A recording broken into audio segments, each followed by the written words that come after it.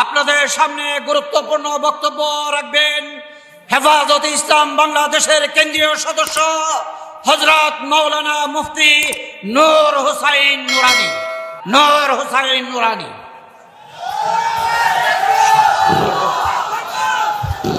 نحمده ونصلي على رسوله الكريم أما بعد فأعوذ بالله من الشيطان الرجيم بسم الله الرحمن الرحيم قل جاء الحق وزهق الباطل إن الباطل كان زهوقا صدق الله المولانا العظيم হেফাজতে ইসলাম বাংলাদেশ কর্তৃক আয়োজিত আজকের এই শান্তি সমাবেশের সংগ্রামী সভাপতি উলামায়ে কেরাম, প্রিয় ছাত্র জনতা ভাইরা, আমরা কখনো ভাবিনি এই জালেমের জুলুম থেকে, কারাগার থেকে বের হয়ে আপনাদের সাথে আমরা মোলাকাত করতে পারবো।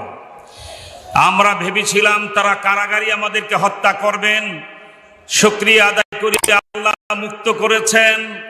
তাই আজ প্রথমেই স্মরণ করি ছাত্র জনতার রক্ত এবং ঘামে আল্লাহ যে ফেরাউনকে দেশ থেকে অপসারণ করেছেন, শুকরিয়া আলহামদুলিল্লাহ।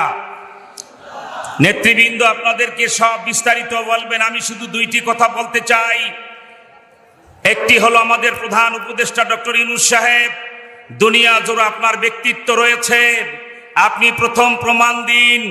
ওই খুনি হাসিনাকে আপনার ব্যক্তিত্ব খাটিয়ে দেশে এনে বিচারের আওতায় আনুন।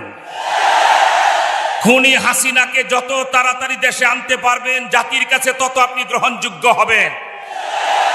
দুই হলো পৃথিবীর যেই দেশ এই খুনি এই জালেম হাসিনাকে আশ্রয় দেবে, ওই দেশের দূতাবাস বাংলাদেশে থাকবে না।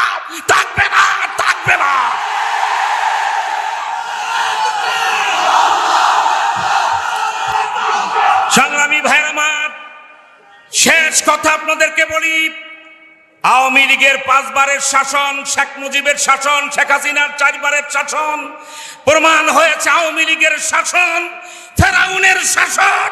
আওয়ামী লীগের রাজনীতি ইয়াজিদের রাজনীতি, আওয়ামী লীগের ধর্ম আবু জেহেলের ধর্ম।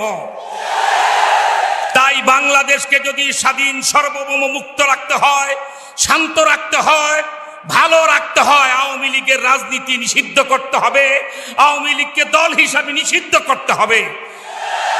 এই বলে আমি আমার বক্তব্য শেষ করছি। খোদা হাফেজ। বাংলাদেশ জিন্দাবাদ, হেফাজতে ইসলাম জিন্দাবাদ, দেশ ও ইসলাম বিরোধী সকল চক্র নিপাত যা।